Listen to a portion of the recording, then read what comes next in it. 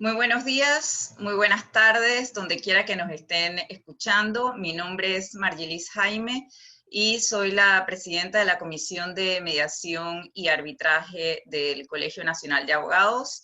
Y bueno, quisiéramos darle la bienvenida a todos los asistentes y mientras esperamos entonces que se vayan uniendo el resto de los asistentes.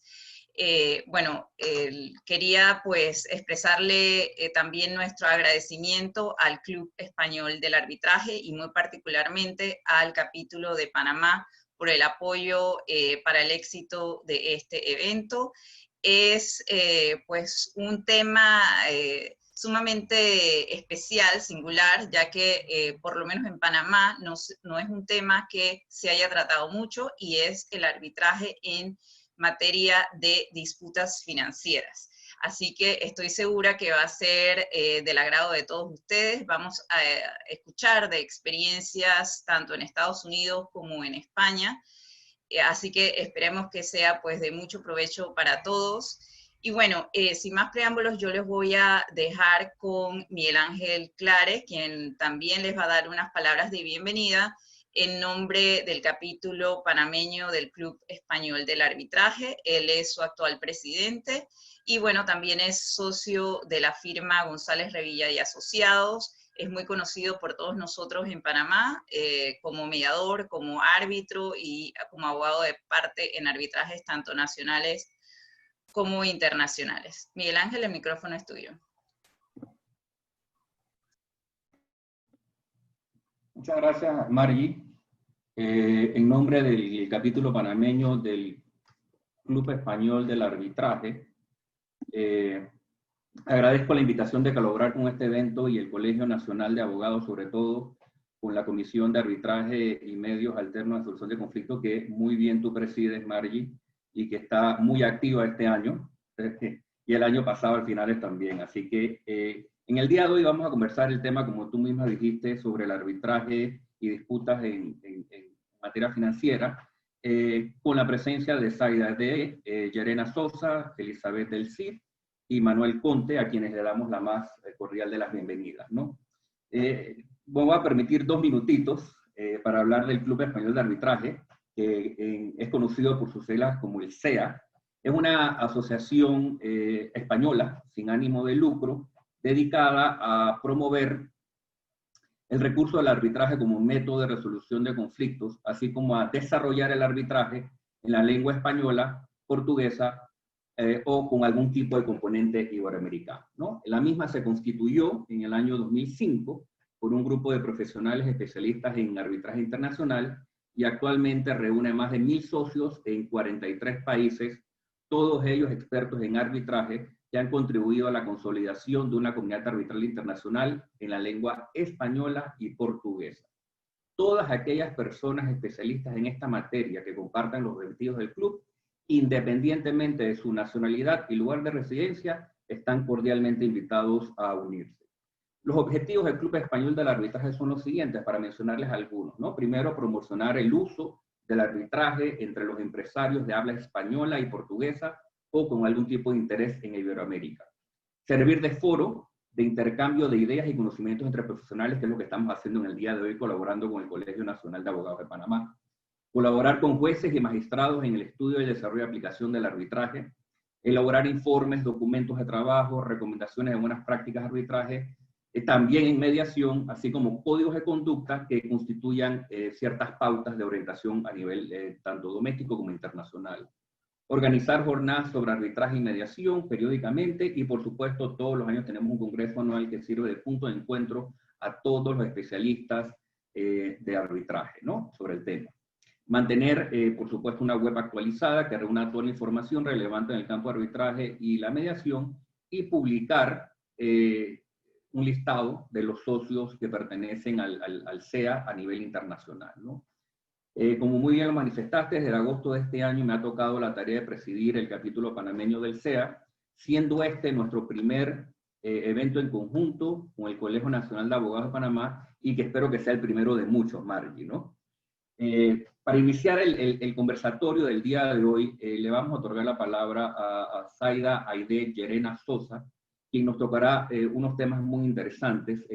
Primero, una especie de experiencia de la Superintendencia de Valores de Panamá en lo que es el manejo de disputas y sus procedimientos existentes, y luego nos va a disertar sobre los tipos de disputas que potencialmente podrían ser resueltos a través del arbitraje u otros métodos alternos de solución de conflictos en la República de Panamá.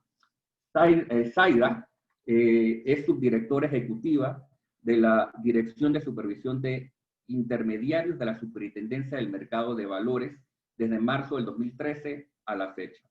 Antes de ocupar ese cargo, trabajó en la Comisión Nacional de Valores, ahora llamada Superintendencia del Mercado de Valores, ocupando diversos cargos como oficial de inspección de análisis de pensiones, asesora legal, encargada de previsión de blanqueo de capitales, financiamiento del terrorismo, directora de asesoría legal interina y subdirectora de la supervisión extra situ.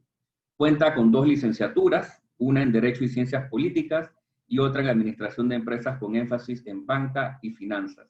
Cuenta además con un máster en Derecho Procesal por la Universidad Nacional del Rosario, un máster en Administración de Empresas por INCAE, un máster en Dirección y Gestión en Sistemas de Seguridad Social por la Universidad de Alcalá de Henares, y un máster en Derecho Penal y Derecho Procesal Penal, y es doctora en Derecho por la Universidad Nacional del Rosario. Ha sido certificada en Gestión de Riesgo por Némesis, avalada por la Asociación de Superintendencia Bancaria de las Américas y Club de Gestión de Riesgo de España. Le damos la más cordial bienvenida a Zaida Aide Llerena Sosa. Los micrófonos son suyos. Muchas gracias, Miguel. Muchas gracias a Margie por la invitación al Colegio Nacional de Abogados. Un saludo a todos los panelistas, al público presente, por darme la oportunidad de representar la Superintendencia de Mercado de Valores y tocar estos temas que muy pocas veces se pueden conversar y donde hay mucha oportunidad de mejora a nivel legislativo y también en la manera de implementarse. Voy a empezar viendo un poquito, explicando un poco la competencia de la Superintendencia de Mercado de Valores. Cuando hay un tema de conflictos, pues somos una entidad administrativa, pues lo usual es la atención de denuncias. Entonces, si alguien siente que sus derechos se han sido afectados, pues lo que aplica es que colocan la denuncia, y lo que hace la Superintendencia es verificar los incumplimientos a la Ley de Mercado de Valores, y si hay incumplimientos a la Ley de Mercado de Valores, se inicia un proceso de investigación sancionador administrativo, donde lo que se hace es sancionar a la persona que hizo la infracción regulada o registrada, y se les pone pues una multa o otro tipo de sanción. Pero eso no resuelve el conflicto o el daño que recibió el inversionista o el cliente de la entidad regulada, porque el cliente lo que quiere es el resarcimiento del daño que recibió, se le devuelvan sus fondos, se le paguen sus intereses. Disculpa, es que hemos estado recibiendo algunos mensajes del público. Si podrías ajustar el micrófono, sí. Sí. No sé, vamos a hacerlo manualmente. Vamos a acercar la computadora. A ver, ahora sí. A ver si me escuchan ahora un poco más. Voy a también a subir el tono de voz. Bueno, pues no sé dónde me quedé. Vuelvo y empiezo. Sí, lo primero es entender cuál es la función de la superintendencia al momento de la solución de conflictos. Porque las personas opinan o piensan que nosotros podemos tener algún sitio o algún lugar para poder, por ejemplo, tener un centro de arbitraje, un centro de mediación, que la superintendencia pueda atender a dos partes en una disputa y ayudar en esa mediación. Pero nosotros como superintendencia no tenemos esas facultades legales. Así directamente no las tenemos. Entonces, ¿qué hace la superintendencia? La superintendencia lo que ofrece al público es la atención de denuncias como entidad administrativa. ¿Y qué sucede? Como toda entidad recibe la denuncia, la analiza y si aplica, se inicia un procedimiento de investigación sancionador administrativo.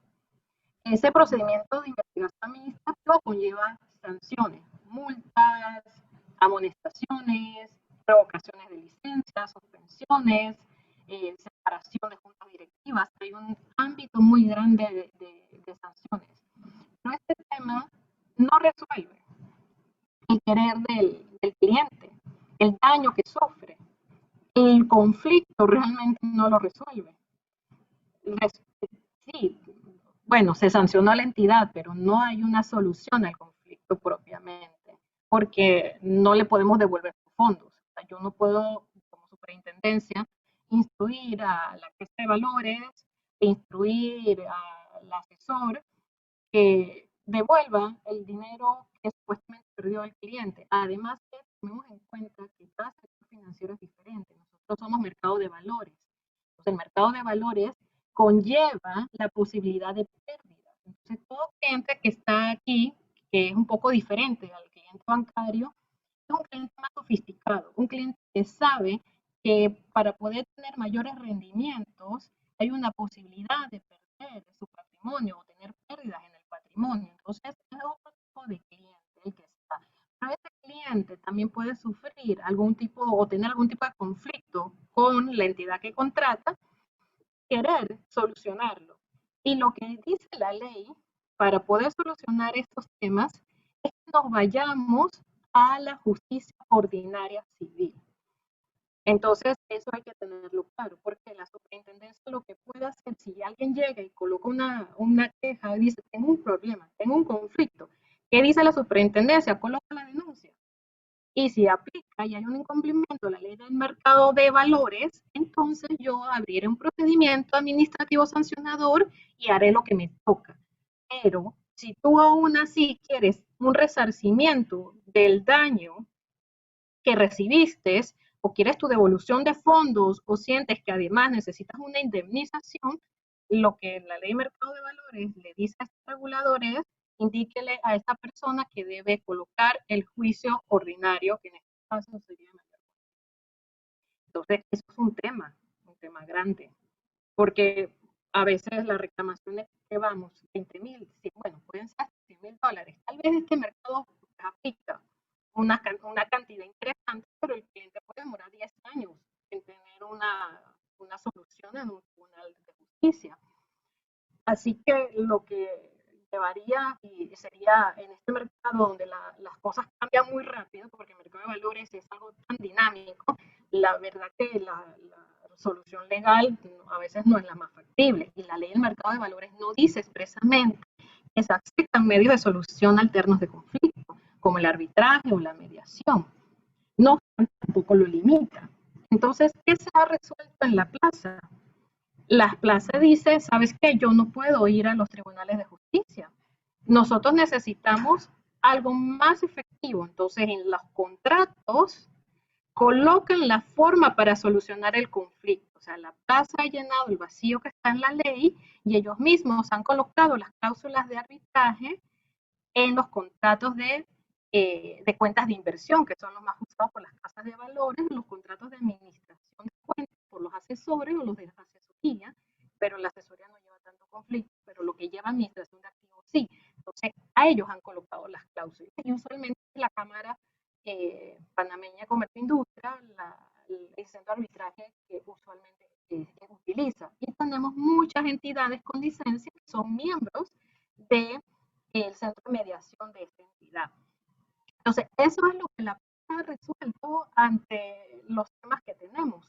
Han seleccionado un centro aquí en Panamá y han colocado la cláusula de sus contratos. No obstante, no es obligatorio que se elija el centro panameño. Entonces, tenemos entidades que al final del día dicen, no, yo no quiero el centro panameño, quiero otro centro. Entonces, van colocando diferentes modalidades y tengo contrataciones que tienen otros centros internacionales, pero allí es donde a veces el regulador dice, un cliente panameño se le haría un poco difícil tener otro centro internacional, pero esta casa en particular es muy sui generis y tenemos demasiado cliente extranjero que no vive en Panamá. Entonces, la Casa de Valores panameña, cuando tiene contratos con clientes extranjeros, de repente sí les sale mucho más productivo elegir otro centro para el arbitraje en base al domicilio que tengan los clientes. Ahora, esto no es lo único que hay. Tenemos muchas relaciones de entidades panameñas con entidades extranjeras que también pudieran ser objeto de relaciones de conflicto que pueden ser muy bien resueltas en arbitraje. Entonces, estos contratos internacionales también llevan las cláusulas de arbitraje y usualmente se resuelven en el domicilio de la entidad extranjera, que puede ser Europa, puede ser Estados Unidos.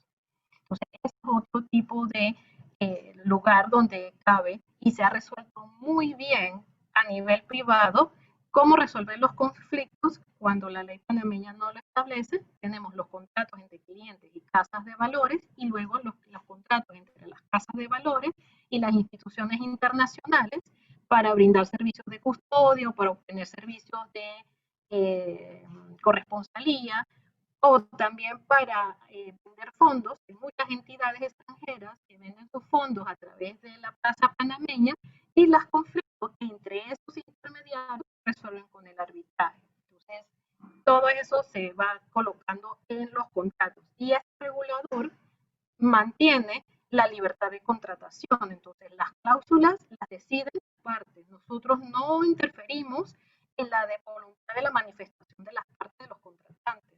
Así que ellos pueden decidir exactamente cómo resolver sus disputas. Pero también tenemos entidades que dicen, ¿sabes qué? No quiero arbitraje.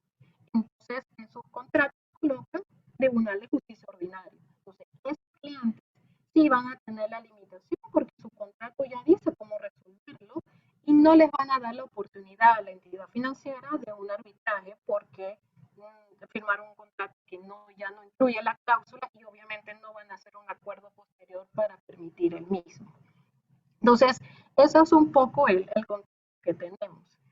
¿Qué tiene la ley de mercado de valores interesante? Bueno, reconoce que los incumplimientos de la ley del mercado de valores pueden constituirse en responsabilidad civil. Es decir, que si alguien opina que se le ha hecho un daño y la superintendencia dice, en efecto, usted violó una ley de mercado de valores, la persona pidió que se le hiciera una compra y no se ejecutó en los plazos que establece la normativa y eso causó una pérdida sustancial al portafolio, él puede venir y colocar la denuncia y si eso se comprueba y se sanciona, eso corresponde o lleva una responsabilidad civil que va al Tribunal de Justicia o puede también posteriormente pedir algún tipo de reclamación de la reposición del daño en el arbitraje. Tenemos ese tema. Otro tema que tenemos un poquito indirecto es que en los procedimientos sancionadores administrativos, si las partes llegan a un arreglo que pudiera ser conciliación, que es lo que dice la ley, pero muy bien, pudiera también ser a través de mediación, si las partes llegan a un arreglo y no es un daño grande o demasiado de impacto, un impacto muy, muy grande para la plaza como tal, se cierra el expediente administrativo sancionador, producto de que ya las partes utilizaron otro medio para solucionar el conflicto, que puede ser mediación o conciliación, entonces se cierra la actividad. Entonces yo digo, bueno, es indirecto, nos ponen la denuncia, abrimos el procedimiento, la superintendencia hace su trabajo, pero en el fondo lo que quieren es llegar a una regla. Entonces lo buscan de una manera indirecta. Digamos que este es el pantallazo que tenemos en la ley. Puede ser objeto de arbitraje. Bueno, realmente las relaciones de mercado de valores todas pueden ser objeto de arbitraje. Los conflictos se dan en esta plaza por las características del mercado de valores, de tener clientes mucho más sofisticados, normalmente clientes de la banca privada, aunque hay otro tipo de cliente un poco menos experimentado, pueden muy bien, porque no estamos hablando de cuentas pequeñas. Una cuenta de inversión en muchas casas se abre arriba de $500,000. Entonces estamos hablando de sumas muy interesantes que los daños también pueden tener estos montos y pueden muy bien ser objeto de un tipo de arbitraje. El tema es que es muy especializado. La forma en que trabaja el mercado de valores, la legislación, los usos y costumbres son muy particulares. Entonces, debería poder ser llevado este arbitraje por una persona que conozca cómo funciona, que entienda dónde estuvo el problema, dónde estuvo el error, dónde estuvo el incumplimiento, cómo se causó el daño, si en verdad el daño está causado por algo que hizo mala entidad o es una pérdida normal en la plaza, en el mercado, porque hay instrumentos tan riesgosos que pierden y es muy usual que pierdan. Entonces, a veces los daños en el patrimonio son producto del mercado y el cliente no lo entiende. No me asesoraste, no me dijiste, no me explicaste, si me hubieras dicho, yo hubiera tomado una decisión distinta.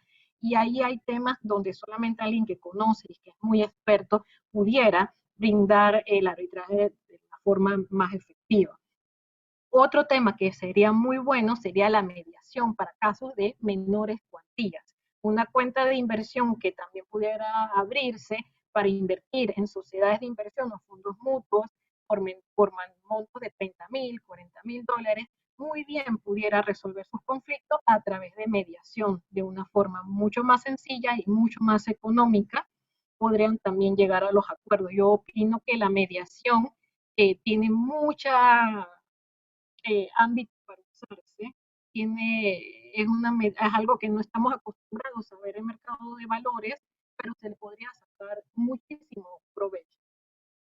Creo que ya me estoy no sé si tengo el tiempo, no le he contado, nada más me he puesto a explicar, pero como un último punto, tenemos las autorreguladas, que son la Bolsa de Valores y la Central de Valores. Ellos también en sus reglas internas tienen la aplicación, el posible uso del arbitraje, pero entre sus miembros. O sea que los conflictos que se den entre sus miembros muy bien pudieran resolverse, si fuera el caso, a través de arbitraje. Claro, habría que, ellos sí tendrían la autorregulada, con sus miembros tendrían que definir entonces cómo llevar el arbitraje, porque eso no está definido.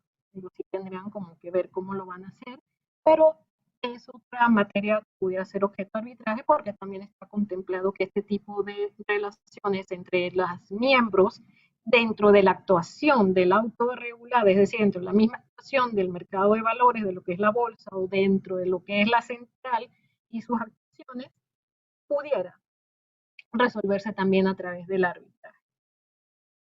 No sé, creo que no tengo tiempo, no estoy hablando, si no, dejamos preguntas y respuestas. Muchísimas gracias, Aida, y estamos seguros pues que habrá algunas interrogantes de cómo se pudiera, digamos, institucionalizar ese arbitraje y mediación para disputas, sobre todo en mercado de valores, pues en Panamá. Y me parece sumamente interesante todos los aspectos pues que has tocado, sobre todo porque si bien no existe, digamos, un arbitraje institucionalizado, pues las partes, los usuarios, han recurrido y recurren al arbitraje, ya sea nacional como internacional, ¿verdad? Sí existe una parte, digamos, en el extranjero, y que involucra cientos de miles de dólares, porque no estamos hablando pues de cuentas pequeñas, estamos hablando de cuentas de inversión de cientos de miles de dólares y en juego, entonces, dentro de estas disputas, y que por lo tanto las partes pues han recurrido a lo que es el arbitraje comercial dentro pues de los centros de arbitraje que ya todos conocemos. Pero pues ahora tenemos a Elizabeth del Cid para que nos comparta la experiencia en Nueva York, específicamente el arbitraje FINRA, que nos cuente un poco sobre cuáles son los casos que mayormente se llevan ante la institución, ante FINRA, quizás una diferencia pues entre casos de mayor cuantía, menor cuantía, y cuál sería pues el procedimiento arbitral que se lleva ante el FINRA, y bueno, si el tiempo da, quizás también tocar el tema de la mediación, que como apuntaba Zaida, puede haber casos pues que deban o sean mejor para que se lleven a cabo a través de una mediación en lugar de un arbitraje. Y bueno, les cuento un poquito, Elizabeth del Cid, ella es árbitro ante el FINRA, el Financial Industry Regulatory Authority, y ejerce como abogada en la firma Jeff Anderson Associates. Antes de unirse a esta firma, y fue cuando la conocí en Nueva York, ella trabajaba para otro bufete, también de primer nivel en Manhattan, y pues manejó diversas demandas de varias instituciones financieras. En sus 13 años de ejercicio ha concentrado su carrera en litigios tanto estatales como federales. También pues ha participado, ¿no?, como abogada de parte ante el FINRA, representando a bancos de inversión y corredores de bolsa. Posee un conocimiento extensivo de casos complejos, incluyendo demandas con varios litigantes, y donde tocan aspectos pues, de leyes sumamente complejas, como la llamada ley RICO,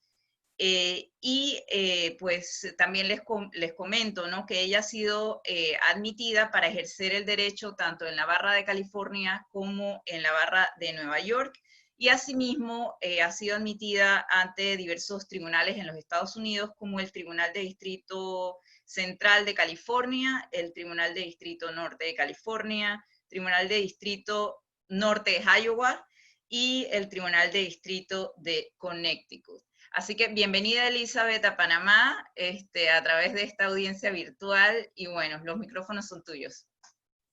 Ay, muchas gracias, muy amables. Y es mi honor y mi privilegio estar aquí con ustedes, con los panelistas y con la audiencia cuando las asociaciones legales de Panamá y España te invitan a una presentación como esta. Uno dice, voy a agarrar mi traje, y claro que sí, ahí estaré.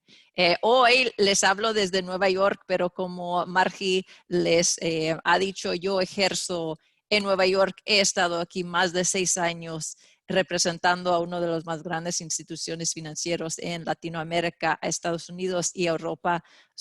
Pero también tengo bastante experiencia, más de 14 años de experiencia, también representando a diferentes instituciones financieras en el lado oeste de Estados Unidos, principalmente en California.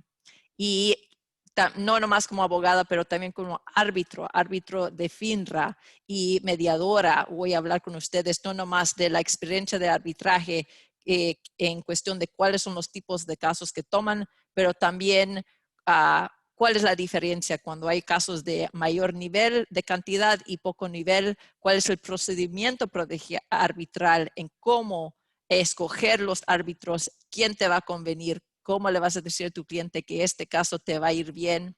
Pero además, cuando no te va a ir bien, cómo decidir si la opción de mediación es algo que debes de escoger. Y como un bono sorpresa, pero ya les voy a contar la sorpresa, les voy a explicar cómo ustedes mismos pueden ser árbitros y mediadores de FINRA.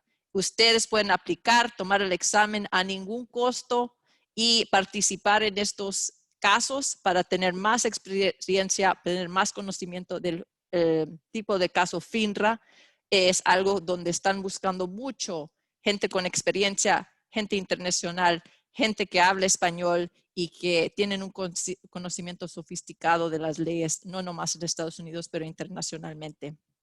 Y voy a empezar con quién es FINRA y por qué yo pienso, en mi opinión, que Panamá debe de tratar de agarrar una autoridad así para tratar de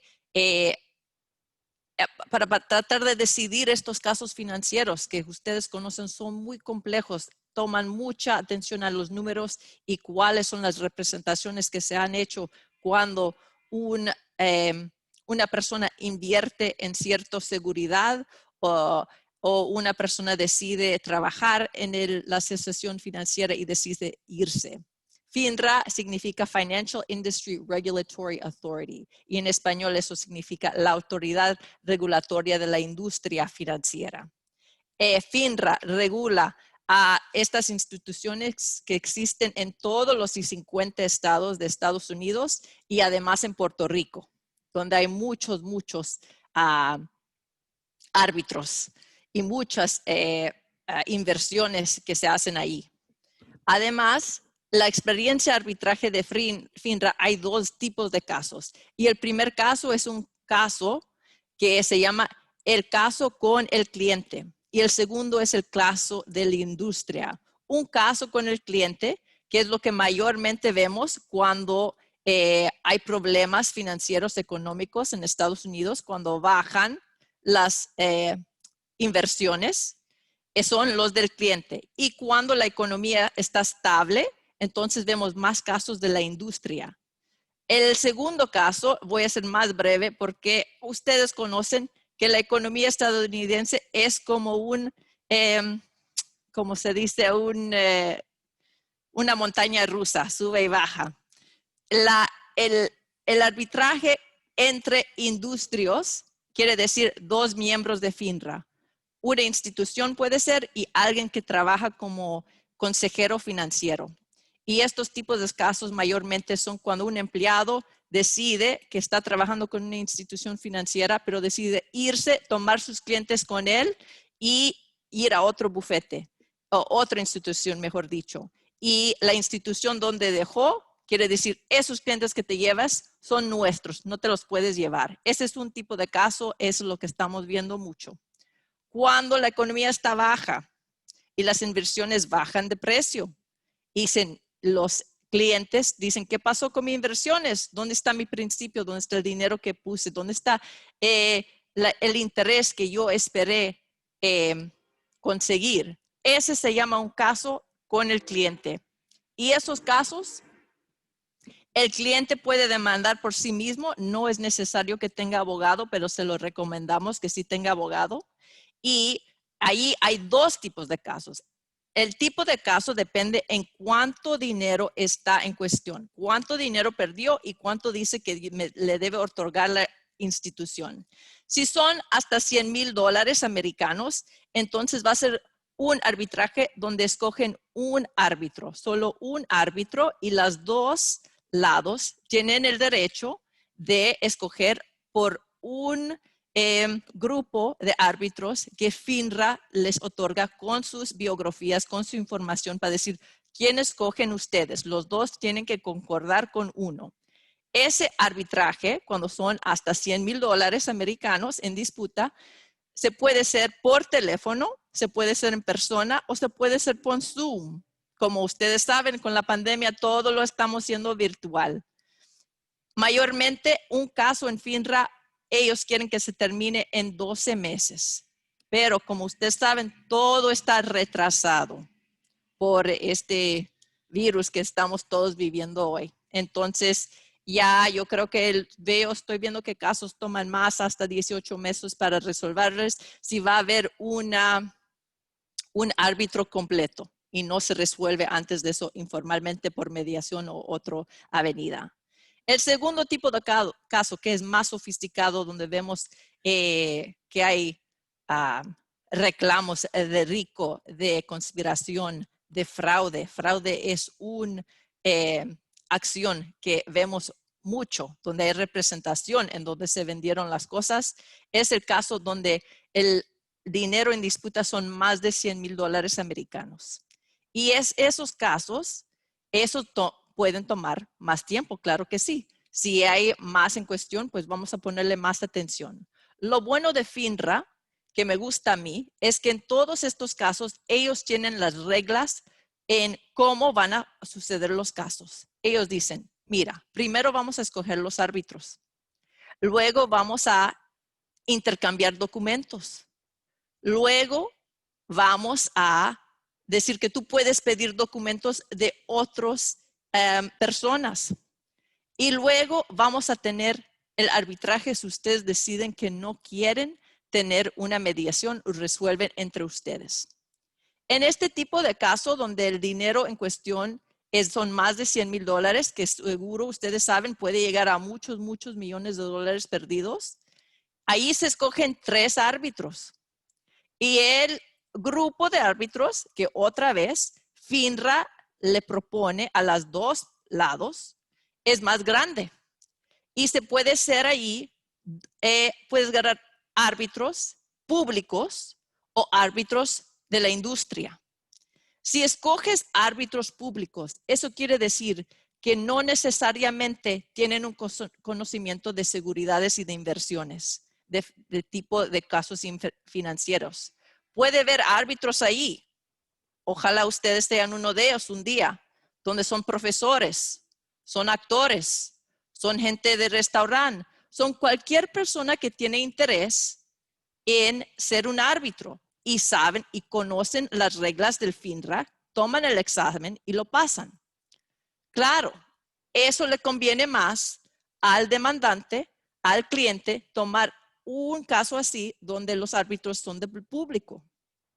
Pero si usted está defendiendo a la industria, si usted está en el otro lado, usted quiere a alguien que sea de la industria, que no sea público, que sea alguien que fue presidente de una institución grande como Morgan Stanley, Banco Santander, de donde sea, donde usted puede decir, esa persona conoce el sistema financiero, esa persona conoce que una institución no siempre tiene la culpa porque bajó el precio de una inversión. Es porque bajó el precio de una inversión no necesariamente dice que fue culpa de la industria, que hubo mentiras. Eso nomás es la vida. Eso es como dije, la montaña rusa que estamos viviendo. También se pueden demandar en estos casos las compañías que ponen estas inversiones al público. Eso se llaman los sponsors. La compañía que está atrás de los papeleos que dice, esto te estamos vendiendo, esto es lo que pensamos que puedes ganar. Si no ganas, no es nuestra culpa o sí es nuestra culpa. ¿Ok? Ahora quiero hablar con ustedes de el procedimiento arbitral. Y eso es cómo se escogen los árbitros. Los árbitros, como dije, puede ser uno árbitro o 3 árbitros. Y nosotros, como defensora de las instituciones, lo que yo busco es, yo quiero a alguien que tenga experiencia en el tipo de caso que yo tengo. Si esta persona conoce de inversiones alternativas de más riesgo, si esta persona trabajó en la industria, varias industrias financieras, como alguien que vendía inversiones o supervisaba a la gente que vendía supervisiones, a lo mejor eso me conviene, porque a lo mejor lo que están alegando contra mí, la institución, es que faltó supervisión cuando se vendió la inversión. Pero todo depende.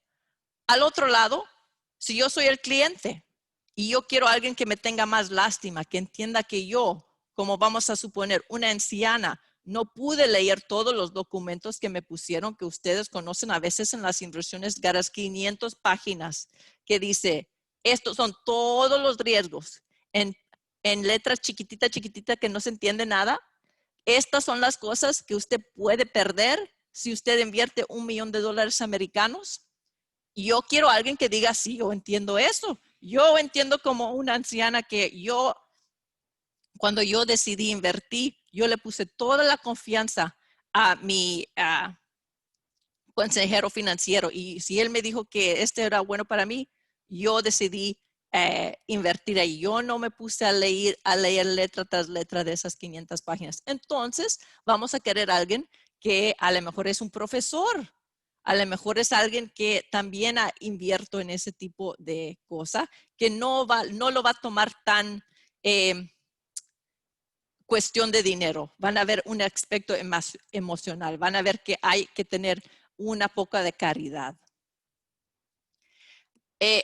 Ahora quiero hablar con ustedes sobre la mediación. Cualquier tiempo que usted está en el arbitraje con FINRA, usted puede elegir a mediar el caso. Y los árbitros mayormente, típicamente, también son mediadores.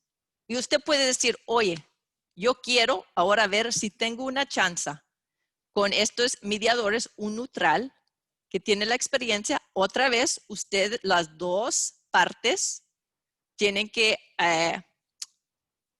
decir quién va a ser la persona, que ellos pongan su perspectiva en qué va a pasar si yo tomo este caso hasta el arbitraje. Y si yo estoy de acuerdo con Saida, yo creo que la mediación es muy buena solución, porque puedes durar todo el día, 8 horas, no pueden, si no quieres verle la cara al otro lado, no problema, te ponen en otro cuarto. Y usted puede decir, oye, estas son las cosas buenas y malas de mi casa con toda confianza, con la confidencialidad y el privilegio de decir, mediador, no quiero que le digas al otro lado que estoy pensando en mi caso, pero esto es lo que me molesta, esto es lo que yo creo que me conviene. Y ese mediador va a llegar a un número y todo el día van a intercambiar números y van a decir, este es el número que creo en que se debe de resolver el caso. Y mayormente en mi experiencia de 14 años, veo que muchas veces están muy ciertos y saben atinarle al número. En lugar de que un caso tome 5 días o más días en arbitraje, ¿por qué no tomar 8 horas? Y a ver si pueden resolverlo fácil así. Va a costar menos tiempo y menos dinero y todos pueden seguir con su vida. En FINRA, las dos partes pagan el precio del mediador al 50-50 o el precio de los arbitrajes. Y ese dinero es más bajo que si uno fuera a la corte, donde cada rato tiene que pagar por los papeleos que usted mete. Sí, claro que sí. Si usted tiene muchos papeleos con FINRA y si usted quiere que los árbitros deciden algo, un argumento, pues eso le va a costar poquito más. Cada cosa que usted le pide a los árbitros que deciden, pues va a costar poquito más. Pero yo creo que es un sistema muy de igualdad, que conocen que hay una industria, pero también hay un público. Y FINRA siempre, ustedes lo pueden ver en su página de internet y también en las cosas, resúmenes que ellos ponen públicamente. Su primer interés es el cliente, de asegurar que los clientes tengan sus derechos, que conozcan que pueden traer estos casos sin problema. Cuando usted inversiona en Estados Unidos, muchas veces hay una cláusula que dice que ustedes están de acuerdo que si hay un problema van a arbitrar con FINRA, porque allí hay un sistema donde se puede resolver más rápido que ir a corte estatal o federal, y yo como litigadora conozco que puede tomar por lo menos 2 o 3 años y no puedes terminar nada, nomás perder el tiempo, hasta que ya al final a los 3 años alguien se cansa y dice, ¿sabes qué? Me rindo. O hay que tomarlo al juicio, un juicio con un juez o con un jurado, y usted no sabe las opciones. Claro que sí, en el arbitraje también uno no sabe lo que va a pasar, pero puedes tener poquito más claridad, poquito más, menos ansiedad en el proceso. Y ahora el bonus. Esto es lo más importante. Ustedes pueden ser árbitros de FINRA. Y si ustedes me mandan, si lo quieren buscar por internet, busca FINRA, aplicación para ser árbitro. Es muy fácil. Ustedes van a estudiar un libro de 30 páginas de todas las reglas de FINRA. Ustedes toman el examen, lo hacen por internet. Te dicen luego si pasaste, y luego te ponen en el grupo de árbitros que los participantes en estos arbitrajes pueden escoger. Yo llevo casi 7 años como árbitro y me han llamado por casos donde hay participantes que hablan español, o son casos de emergencia, o son casos también donde cuestiones de empleo, o son casos donde también hay clientes que tienen interés en mí porque ellos conocen que yo he representado a todas las instituciones financieras grandes del mundo. Usted, si está escogido como árbitro, usted no elige, ellos te eligen a ti te pagan. Esto no es voluntario, esto es buena experiencia. Para mí lo más valorable de esto es importante, es que uno está poniendo su presión como persona de financiera, como persona legal, es como un profesional, como latino, ¿qué piensan ustedes que es justo? Y por eso yo les recomiendo mucho que intenten ese examen, que participen en FINRA, que Panamá también trate de, que si tienen interés en un programa como FINRA, y ustedes me pueden, si hay problema, yo estoy en LinkedIn, buscan Elizabeth del Cid y yo, mándame un mensaje y claro que sí, que yo les digo cómo conectarse con FINRA. Gracias. Cualquier pregunta, al rato les doy la respuesta. Bueno, muchas gracias, Elizabeth. Interesantísimo. Yo creo que va a haber bastantes preguntas ahora al final de las exposiciones. Pero antes de eso nos toca presentar a nuestro último, pero no por lo menos un excelente expositor, Manuel Conte, desde España. Es árbitro internacional español independiente, obtuvo su licenciatura en Derecho por la Universidad Autónoma de Madrid y cuenta con estudios de Economía por la Universidad Complutense de Madrid. Abogado y economista y antiguo regulador del mercado de valores. Es un experto reconocido en finanzas, mercados energéticos, transacciones de fusiones y adquisiciones, valoración de daños y perjuicios y, de forma más general, litigios económicos corporativos. En febrero del 2020 fue designado por España miembro de la lista oficial de árbitros del CIADI. Es también miembro del panel de expertos de Prime Finance. Anteriormente, en calidad de funcionario del Reino de España, fue director general de Transacciones e Inversiones Extranjeras.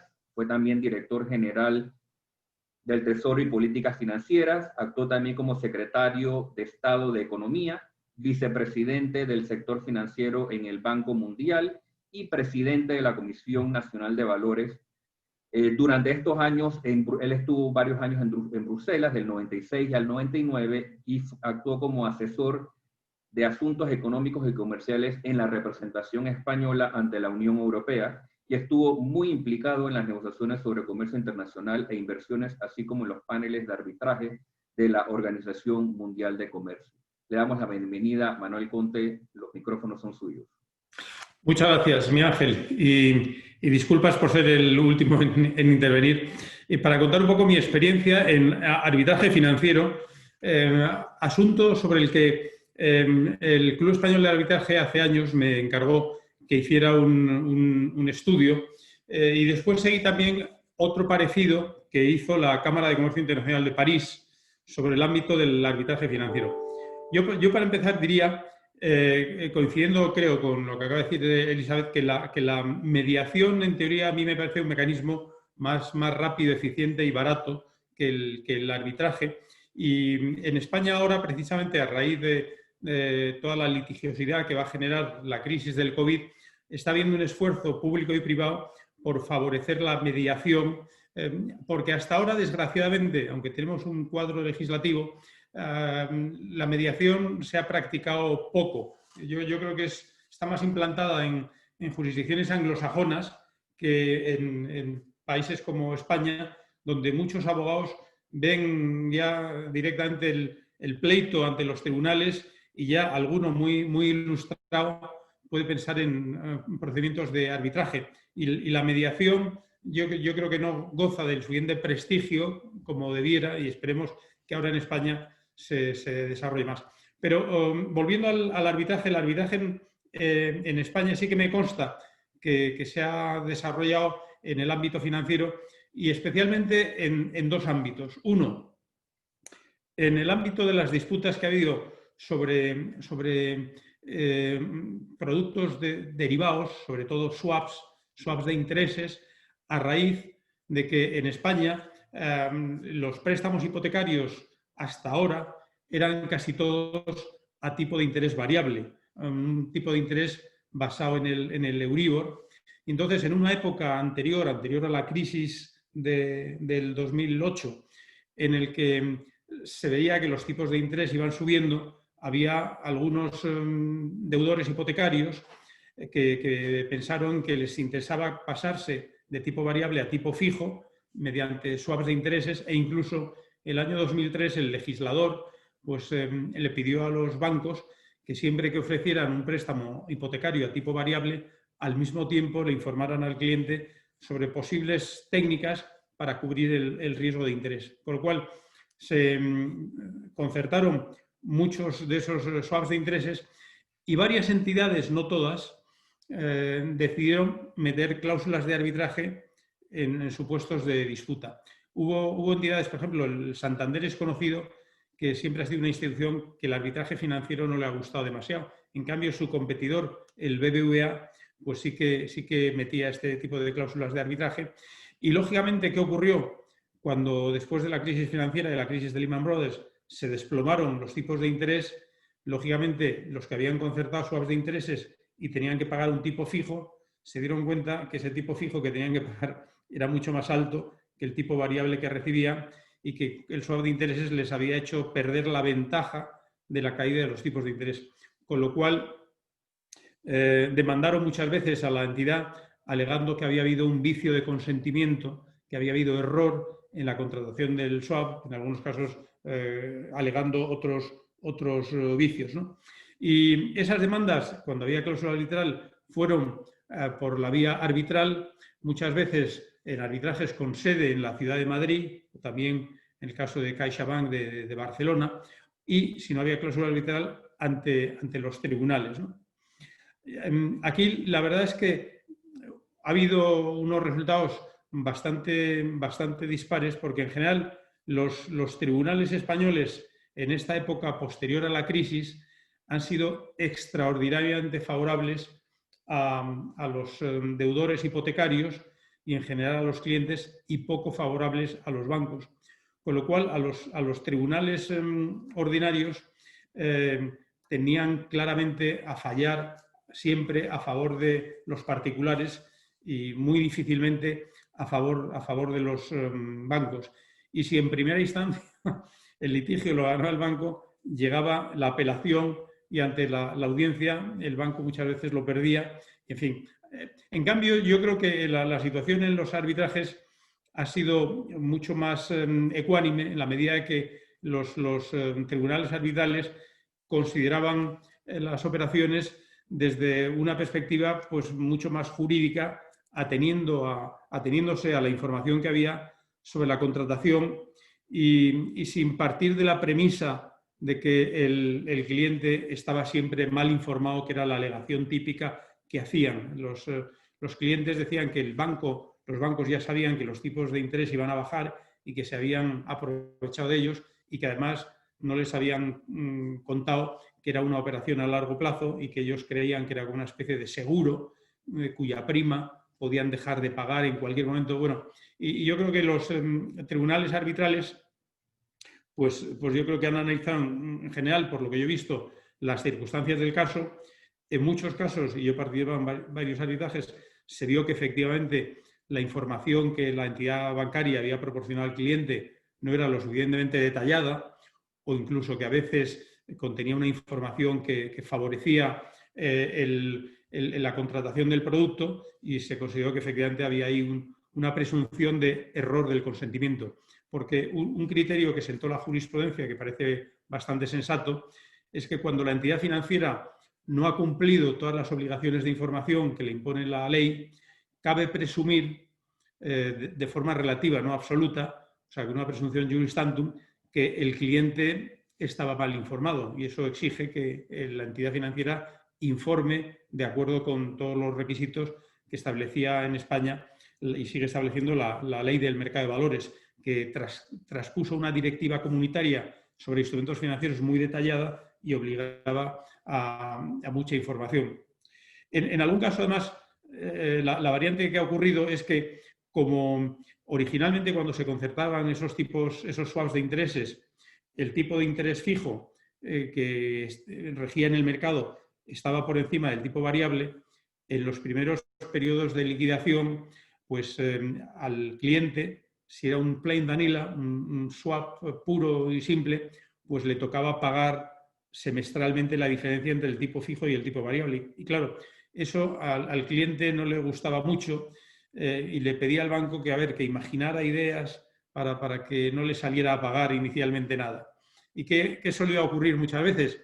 Que lo que al banco se le ocurría era meter una opción a favor del banco y por la cual el banco le pagaba al cliente una prima, pero en vez de pagársela al contado, upfront, se la pagaba como una disminución del tipo de interés fijo y las liquidaciones iniciales, gracias a esa especie de subsidio del tipo de interés fijo con la prima de la opción que le había vendido el banco al cliente, hacía que en las liquidaciones iniciales el cliente, en vez de pagar, recibiera dinero.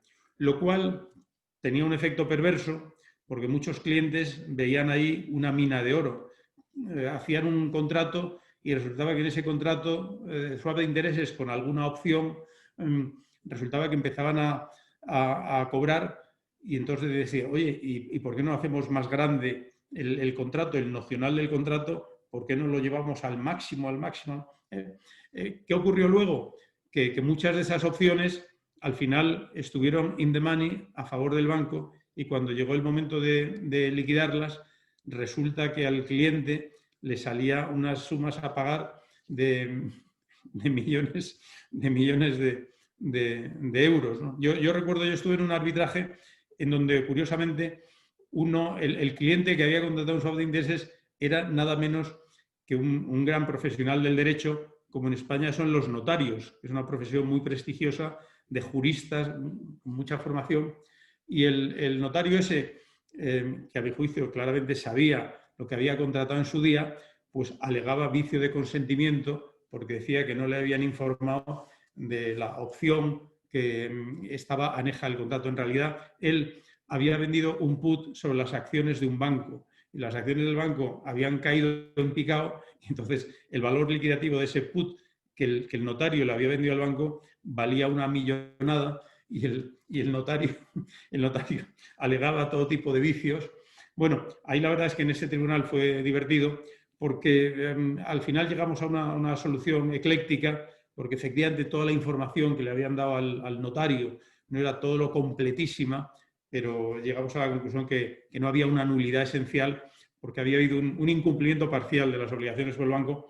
Bueno, total, que yo creo que el arbitraje en esa época era un mecanismo mucho más pegado al derecho que lo que ha sido las resoluciones judiciales, que a mi juicio, y lo he dicho muchas veces públicamente en España, pecaban un poco de populismo, ¿no? Con lo cual yo entendía que a las entidades bancarias les interesaba meter cláusulas de arbitraje para que las cosas se juzgaran según cánones jurídicos y no siempre partiendo de la premisa que después de la crisis muchas veces los tribunales españoles han seguido, de que el cliente minorista siempre tenía la razón, ¿no?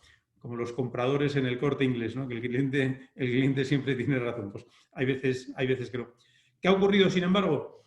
Que en Madrid en particular, durante varios años, durante 5 años, hemos tenido un episodio triste, que no quiero relatar aquí mucho detalle, pero que es que se ha utilizado la acción de anulación para anular esos laudos cuando eran favorables a los bancos.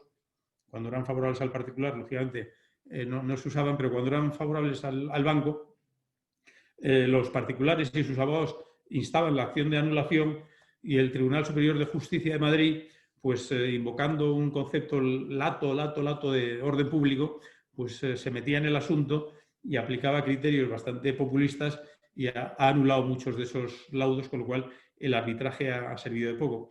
Quiero decir que en esta materia de derivados, es un producto un poco especializado, la historia del arbitraje financiero en España no ha sido del todo feliz.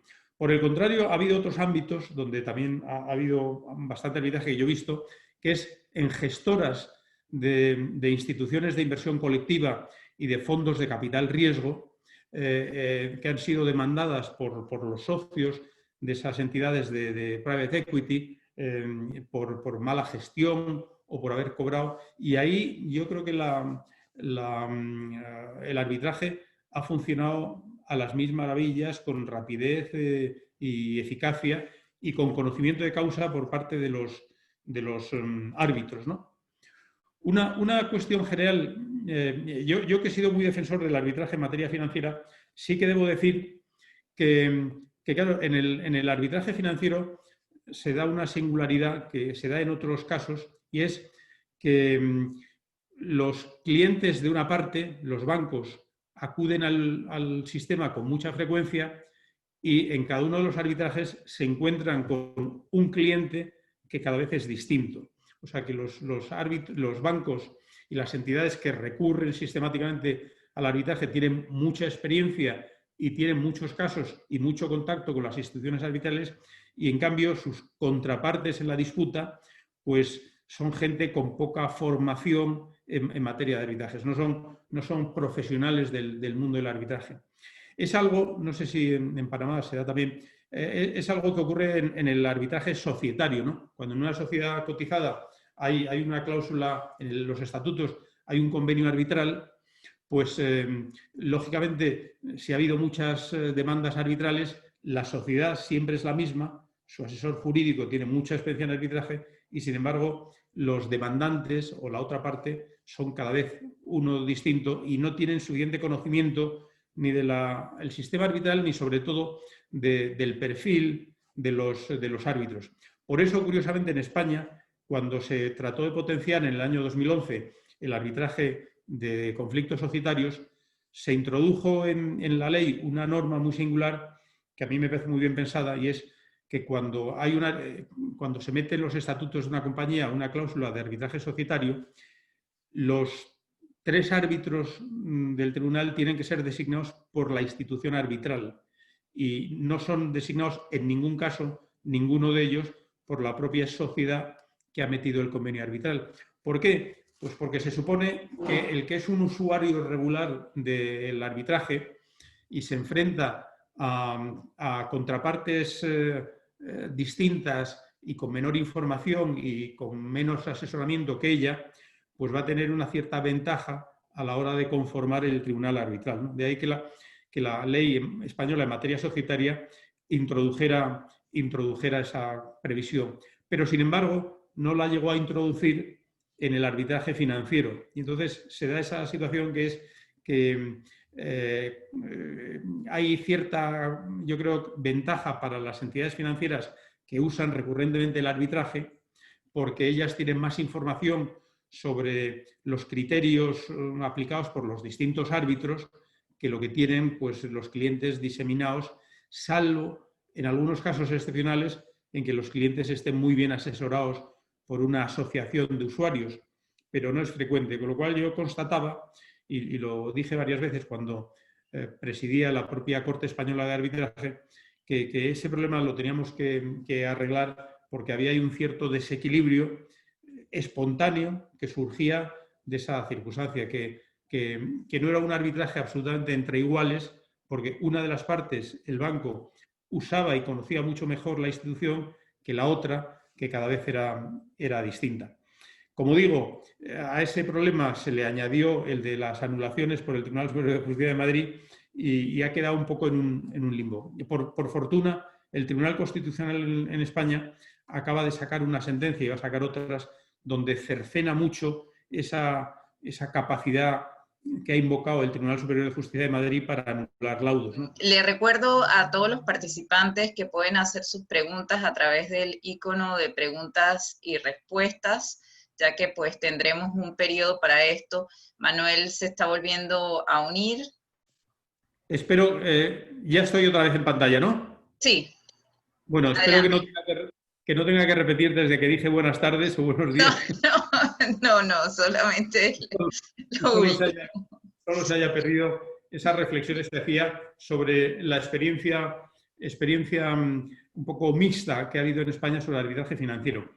Otra experiencia también que quería contar es, yo soy uno de los, ahora muchos árbitros, que está en una institución arbitral especializada que se llama Prime Finance, el Panel of Registered Special, bueno, es un nombre, especialistas en arbitraje. Se suponía que éramos árbitros con experiencia financiera, al final han metido también muchos expertos financieros que de arbitraje saben poco. Pero bueno, en realidad el problema que hemos tenido en Prime Finance, que se ha creado con sede en La Haya, bajo los auspicios o con el apoyo de la Corte Permanente de Arbitraje, es que estaba pensada para arbitrar contratos entre entidades financieras, incluyendo pues, contratos de derivados, contratos ISDA. Y ahí han sido las entidades financieras internacionales las que no han, creo yo, manifestado gran interés por meter esas cláusulas de arbitraje en Prime Finance, porque da la casualidad que en Europa tenemos o los bancos tienen la suerte de que cuando los contratos se sujetan a derecho inglés, los tribunales británicos y los tribunales de Londres son bastante buenos, especializados y además sientan doctrinas que luego la comunidad financiera con sede en Londres, hace suyas, ¿no? Con lo cual ahí ha habido poco hueco para que se desarrollara una industria del arbitraje financiero en Europa, como la que pretendía desarrollar Prime Finance, quizá porque ahí el sistema judicial, especialmente británico, pues está funcionando bien. Y finalmente, la última cosa que quería comentar es que la CCI también llevó a cabo un análisis de hasta qué punto podía hacer cosas nuevas y distintas en arbitraje financiero y llevó a cabo y preparó un informe a raíz especialmente del surgimiento de Prime Finance. En la CCI en París dijeron, bueno, a ver si es que nos va a quitar cuota de mercado Prime Finance. Y realmente el informe que hizo la CCI, revisando un poco la experiencia en los países, sobre todo europeos, que recuerde, pues no fue muy concluyente y la idea, una de las conclusiones esenciales que se sacaba del informe es que muchas veces las entidades financieras ven ventajas en algunos casos al arbitraje, por ejemplo, en algunos casos la confidencialidad de los laudos puede ser útil y yo creo que en España era una de las razones que alentaba ese interés de los bancos por el arbitraje, pero porque cuando hay una sentencia muy desfavorable contra un banco, automáticamente esa sentencia es pública y todos los clientes que están en situación similar se enteran y plantean demandas ante los tribunales. No se enteran muchos y no se produce ese efecto o contagio, ¿no? Pero, sin embargo, a veces a las entidades financieras también lo que les gusta es tener seguridad jurídica y que una cuestión que se plantea en muchos contratos sea resuelta de forma definitiva por la jurisprudencia y se siente una jurisprudencia a la que luego las entidades puedan atenerse. Con lo cual, a veces, la confidencialidad de los laudos arbitrales y el hecho de que los laudos arbitrales no sienten jurisprudencia y que cada tribunal arbitral sea soberano para decidir lo que considere oportuno, pues lejos de ser una ventaja, es un inconveniente, ya digo, no en el arbitraje para particulares o en arbitrajes de pequeñas disputas, sino para arbitraje entre grandes entidades financieras sobre cuestiones financieras de enjundia que además tienen carácter recurrente. Y de momento es lo que podía comentar en este interesante seminario. Muchísimas gracias, Manuel. Y bueno, tenemos algunas preguntas, así que vamos a empezar pues con las preguntas del público. Y bueno, la primera pregunta que tengo, bueno, es para Zaida, pero en realidad también es una pregunta pues que tengo de forma personal porque pues no lo había anunciado cuando se presentó a Zaida, pero ella su doctorado lo realizó enfocado al mercado de valores y el arbitraje, ¿verdad? Entonces, a través y su obra, que fue publicada en el 2013, pues se plantea esta interrogante si es realmente viable pues el arbitraje para el mercado de valores y muy particularmente el mercado de valores en Panamá. Así que yo quisiera pues darle estos minutos para que Zaida pudiera compartir pues esas conclusiones a las que llegó al momento de realizar su tesis y cómo podría implementarse esto en la República de Panamá. Zaida. Sí, son dos aspectos, Marjorie. Sí, tratemos el micrófono, como sabes, tenía... Sí, gracias. Primero, las entidades financieras, como ya lo expliqué, pueden elegir el arbitraje. Nosotros en Panamá tenemos centros de arbitraje que muy bien las entidades pueden colocar la cláusula de arbitraje en los contratos y pueden adherirse a estos centros. No hay problema. O sea, a nivel contractual, como... No se está escuchando, Zaida, disculpa. No se está escuchando. No escucho, no sé. Ahora sí no sé. A ver, ¿Cómo arreglas tú el audio, Cristian, aquí? Estoy pidiendo ayuda. A ver, ¿me escuchan? Ahora sí. Creo que un poco mejor, pero todavía sigue estando bajo. Está abajo. Ya, ¿Ahora? ahí. Sí. Bien. Son dos temas. El primer tema es que en la plaza las entidades financieras pueden incluir en los contratos la cláusula de arbitraje. Entonces eso permite a las partes, cuando abren la cuenta de inversión, optar por el arbitraje en el momento en que tengan algún tipo de disputa o conflicto. Entonces, digamos que en Panamá se puede y tenemos un centro de arbitraje y es totalmente viable.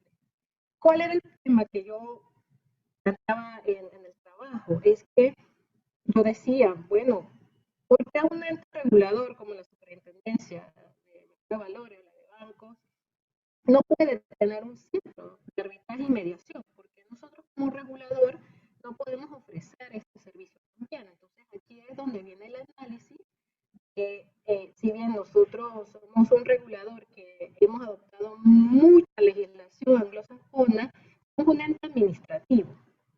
Entonces, como ente administrativo, pues se nos limita la ejecución de la actividad de mediar conflictos, que como ya expliqué al inicio, en la misma ley se le atribuye al órgano de justicia. Cuando hay un tema, conflicto que implica la responsabilidad civil, la ley te manda a la justicia ordinaria civil.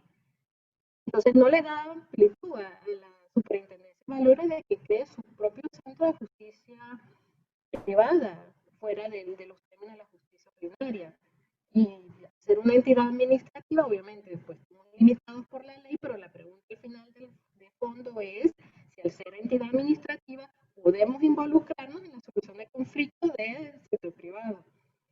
Pareciera que no, la naturaleza de la institución no está dada para que nos involucremos a resolver los temas de conflicto. Entonces, pues, esa era como que un poquito la naturaleza de, oye, pues, tomamos el derecho administrativo y lo llevamos más allá, lo traemos y nos involucramos no es la parte del Estado, la relación del Estado con la persona, sino que nos volteamos a ponernos en el medio entre los conflictos de dos personas que sabemos muy propiamente que es el órgano de justicia, y ya pondríamos al regulador como entidad administrativa entre las dos partes a mediar un conflicto o a hacer un arbitraje cuando sabemos que la relación básica como entidad administrativa es del Estado con el regulado, que en este caso es el cliente. La relación de la superintendencia en el derecho administrativo es o superintendencia con la persona que obtiene una licencia de mi parte o un registro. Entonces el cliente viene a ser un tercero, que lo que hacemos actualmente es la denuncia. La persona que siente que se le ha violentado sus derechos coloca una denuncia aquí. Pero ¿qué hace la superintendencia? No ve cómo resarcir el daño al cliente de la tasa de valores que siente que se le afectó el daño. La superintendencia lo que hace es iniciar la averiguación previa para ver si hay una violación a la ley de mercado de valores y si la hay, inicia un procedimiento sancionador administrativo, que obviamente nuevamente es la relación unilateral del Estado con su regulado. Y de esa manera coloca a una sanción si estima. Pero ¿qué dice la superintendencia? Mira, yo impedí esto, pero si tú aparte haces una conciliación, una mediación y resuelves un problema aparte y no estamos afectando de forma sistémica a la plaza, yo cierro el expediente sancionador administrativo. Entonces reconozco tu solución privada, pero no la puedo hacer yo como entidad administrativa. Entonces, digamos que el fondo de la pregunta era ¿por qué la superintendencia no pudiera tener su centro de arbitraje? Claro, como yo a veces conversé contigo en un momento y decía, bueno, ¿qué pasaría para poder tener un FINRA en Panamá? El problema es que mi autorregulada que tengo es la bolsa, que es el mercado o la central de valor. Entonces no pareciera que la bolsa fuera la entidad apropiada para volverse un FINRA, obviamente, porque la bolsa pues tiene sus cláusulas o sus procedimientos de poder ir a arbitraje para sus miembros, que son los puestos de bolsa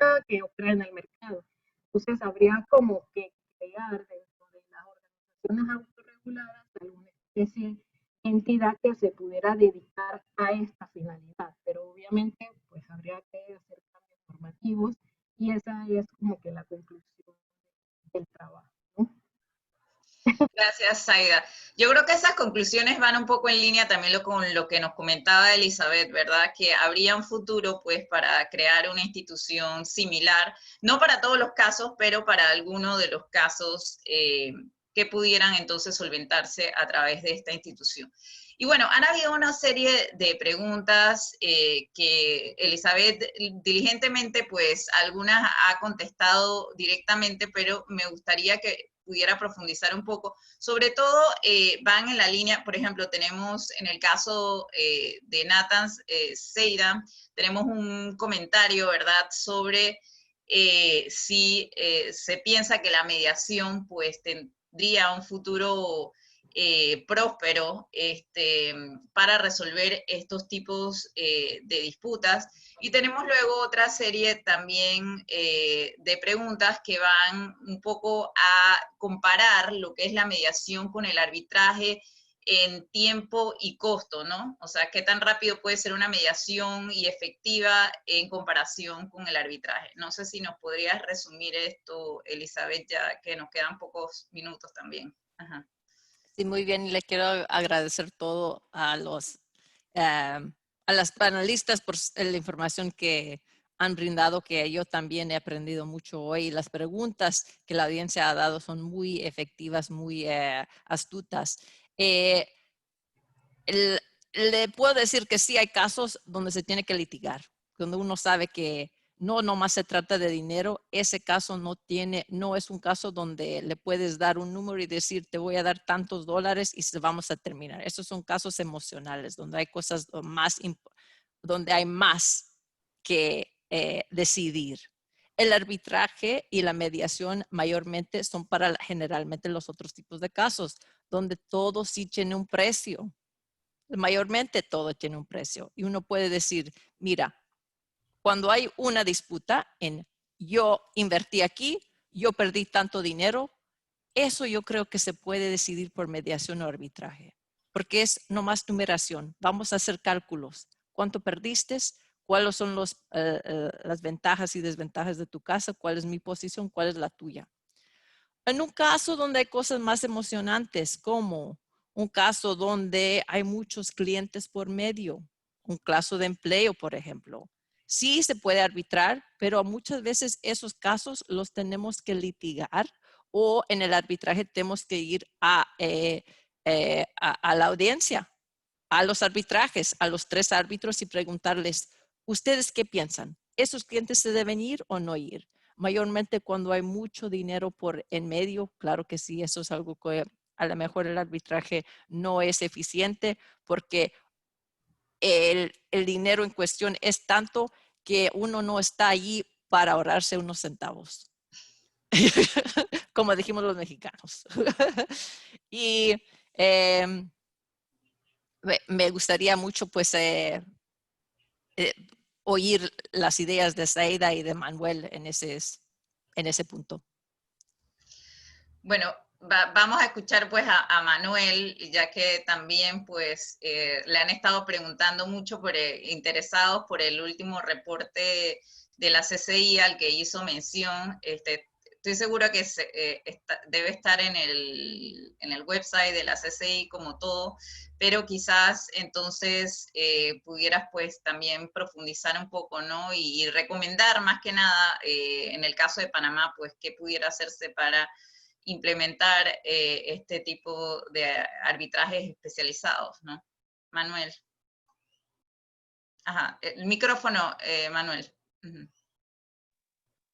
Sí, he distribuido ya el enlace al informe de la CCI, que salvo si la memoria no me falla, se centraba exclusivamente en arbitraje y no en mediación, ¿no? Yo la verdad es que a mí la mediación me parece muy difícil, porque yo siempre he sostenido que la mediación exige a que el buen mediador, primero, sepa lo que va a ocurrir si el asunto va a litigio o arbitraje, porque ese es un poco el BATNA, ¿no? El Best Alternative to No Agreement, y además sepa muchas otras cosas que un árbitro no necesita saber. Tiene que tener empatía, simpatía, dotes diplomáticas. O sea que mientras que un buen árbitro basta con que sea un buen jurista, el buen mediador es una mezcla de buen jurista con diplomático, con psicólogo, y por eso yo creo que el arbitraje, la mediación tiene que ser una profesión especializada a la que no se puede dedicar todo el mundo. Y el principal problema que tenemos, por lo menos en España, es que todo el mundo cree que cualquiera vale para mediar y que se trata de positional bargaining, ¿no? Tú dices 100, yo digo 50, pues a ver cómo te llevo a 75. O sea, la típica negociación no integradora ni constructiva, sino puramente posicional, ¿no? Y en España lo que sí tenemos, y por eso, sin que se llame mediación, hay bastantes casos, y yo lo veo porque yo he dicho ese paso, soy consejero de un banquito regional español que tiene la sede en Andalucía, en Málaga, se llama Unicaja Banco.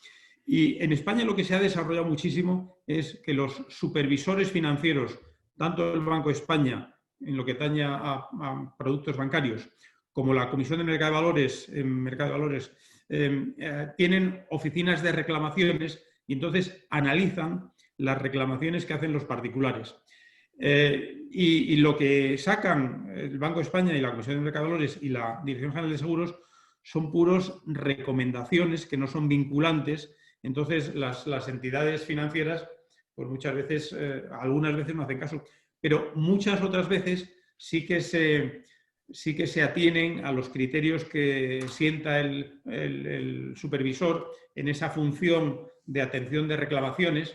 Y hay, de hecho, entonces una especie de mediación tácita, no profesional, sino administrativa, porque la llevan a cabo entidades públicas. Yo no sé si en Panamá esa labor de mediación implícita ya está siendo hecha. Es una especie de mezcla entre mediación y arbitraje, porque el estándar que usan en general los supervisores españoles es el de las buenas prácticas, y el concepto de buenas prácticas no se sabe si es un concepto estrictamente jurídico o es un concepto ya con connotaciones éticas, ¿no? Y el Banco de España dice, pues esto que hizo el banco no fue una buena práctica. Bueno, pues muchas veces el propio banco se allana y da la razón al cliente, una vez que no se le ha dado, dicho sea de paso, el defensor del cliente, porque yo no sé si es el caso en Panamá, pero por lo menos en España todas las entidades financieras tienen que tener en su seno un llamado defensor del cliente, que es el que atiende las reclamaciones en primera instancia y da ya muchas veces la razón al propio cliente. Si no se la da, el cliente puede ir al supervisor y si no se la da al supervisor, si quiere, el cliente también puede ir a los tribunales o, si hay convenio arbitral, a arbitraje. Bueno, mis recomendaciones serían, aparte de ese papel profesional que pueden tener de cuasimediación por las entidades públicas, que haya una institución especializada que seleccione muy bien a los mediadores para que el servicio tenga prestigio. Y en el caso de arbitraje, lo importante es que los árbitros los determine la institución arbitral y que no los determinen las partes, porque si no, me temo que también en Panamá pasaría como en España, que quien usa de forma más recurrente el servicio de arbitraje o de mediación conoce mucho mejor el mercado que otro y al final puede llevar el agua hacia su molino y lograr que arbitren o tal vez medien personas que son proclives a entender mejor las tesis de los bancos que las tesis de los clientes, ¿no? Muchísimas gracias, Manuel, por esas últimas recomendaciones de cómo podría implementarse en Panamá. Y bueno, coincido totalmente contigo en que para ser mediador pues se necesitan otras características, más allá, es más, no se necesita ser abogado, ¿verdad? La práctica es que cualquiera pudiera llegar a ser mediador, pero sobre todo es la forma en cómo está entrenada esta persona, que sepa que no se trate de la puja del pastel, ¿verdad? Cada uno repartiéndose el pastel, sino de saber cómo aumentar ese pastel en beneficio de todas las partes involucradas. Así que bueno, con esto y ya para cerrar, porque ya estamos casi con la hora, le voy a dar la palabra pues al doctor Juan Carlos Araúz, presidente del Colegio Nacional de Abogados de Panamá, para que entonces nos dé las palabras de cierre. Juan Carlos. Gracias, Margie. Bueno, lo primero agradecerle a los panelistas, Elizabeth, Manuel y Zaida, por compartir este espacio. Creo que la Comisión de Mediación y Arbitraje del Colegio Nacional de Abogados se ha convertido en un referente, no solo nacional, sino internacional, desarrollando una serie de conversaciones especializadas que de alguna manera van colocando en el ideario de la abogacía internacional la cultura de solución de métodos alternos de solución de conflictos, y creo que ese papel que hoy día la Comisión ha ido insertándose fuertemente es digno de reconocimiento.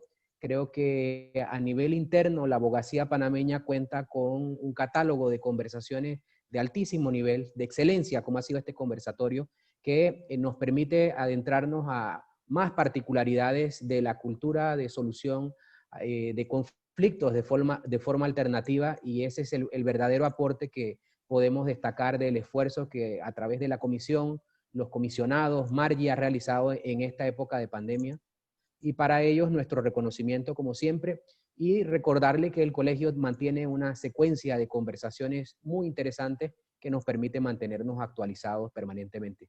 Muchísimas gracias a todos por su participación. Muchísimas gracias y bueno, hasta un próximo evento de la Comisión de Mediación y Arbitraje del Colegio Nacional de Abogados. Saludos.